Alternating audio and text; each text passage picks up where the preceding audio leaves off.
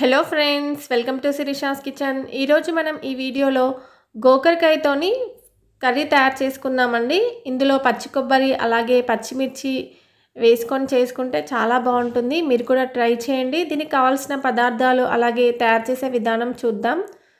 ముందుగా నేను 1/2 kg గోకరకాయని తీసుకొని వీటిని ఇలా చిన్న చిన్నగా మనం పైనది పీచు తీసేసి ఇలా తుంచి పెట్టేసుకోవాలండి. ఇది మనం పొద్దున్న చేసుకుంటే రాత్రే ఇలా చేసి పెట్టుకుంటే మనకి తొందరగా అయిపోతుంది.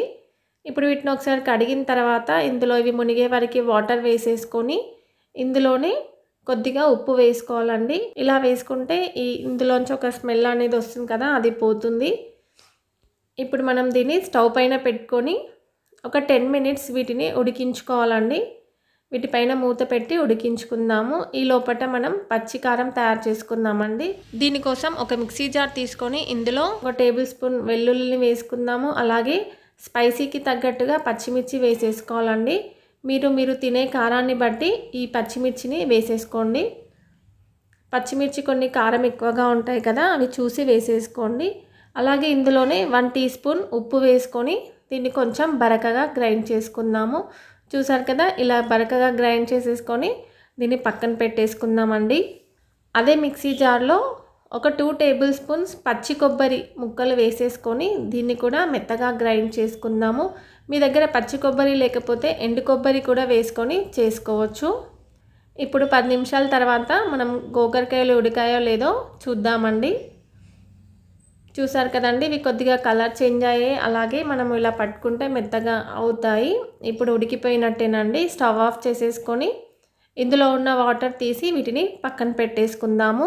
ఇప్పుడు స్టవ్ పైన ఒక కడాయి తీసుకొని ఇందులో 1 టేబుల్ స్పూన్ ఆయిల్ వేసుకుందాము. ఆయిల్ వేడైపోయిన తర్వాత 1/2 టీ స్పూన్ జీలకర్ర, 1/2 టీ స్పూన్ ఆవాలు, 1 టీ స్పూన్ మినప్పప్పు, అలాగే 1/2 టీ స్పూన్ శనగపప్పు వేసుకొని వీటిని కొంచెం ఫ్రై చేసుకుందామండి.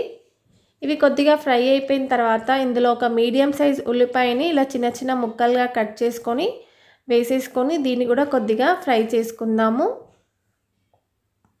ఈ ఉల్లిపాయ ముక్కలు కూడా మంచిగా ఫ్రై అయిపోయిన తర్వాత మనం ఇందులో ముందుగానే తయారు చేసి పెట్టుకున్న పచ్చిమిర్చి అలాగే వెల్లుల్లి ముద్దని వేసేసుకుందామండి. ఇది వేసుకొని దీన్ని ఒకసారి ఇలా బాగా కలిపేసుకోవాలి. 1 నిమిషం పాటు ఇలా కలుపుకున్న తర్వాత ఇందులోనే కొంచెం కరివేపాకు అలాగే కొద్దిగా పసుపు వేసేసుకొని కలుపుకుందాము. ఒక 2 నిమిషాల పాటు మనం దీన్ని ఇలా ఆయిల్లో ఫ్రై చేసుకోవాలండి. చూసారు కదా, ఇలా మంచిగా ఫ్రై అయిపోయిన తర్వాత మనం ఇందులో ముందుగానే ఉడికించి పెట్టుకున్న గోకరకాయ ముక్కలు వేసేసుకుందామండి. ఇదంతా కూడా మళ్ళీ మనం ఒకసారి బాగా కలిపేసుకోవాలి. ఇలా కలుపుకొని ఒక 2 నిమిషాలు మనం ఇలానే కలుపుకుంటూ దీన్ని ఫ్రై చేసుకోవాలండి. మనం ఇది ఆయిల్లో కూడా ఇలా ఫ్రై అవుతుంది. అలా అవ్వడం వల్ల టేస్ట్ చాలా బాగుంటుందండి. ఒక 2 నిమిషాల తర్వాత ఇలా ఫ్రై అయిపోయిన తర్వాత మనం ఇందులో ముందుగానే గ్రైండ్ చేసి పెట్టుకున్న పచ్చి కొబ్బరి పేస్ట్ని వేసేసుకుందాము. దీంతో ఈ కర్రీకి చాలా టేస్ట్ వస్తుందండి. మీరు పచ్చి కొబ్బరి అవైలబుల్గా లేకపోతే ఎండు కొబ్బరి పొడి వేసుకున్నా కూడా చాలా బాగుంటుంది. కానీ గోకరకాయని ఎప్పుడైనా పచ్చి కారంతో చేసుకుంటేనే చాలా టేస్టీగా ఉంటుందండి. ఇలా ఇది ఒకసారి ఇలా బాగా కలిపేసుకోవాలి.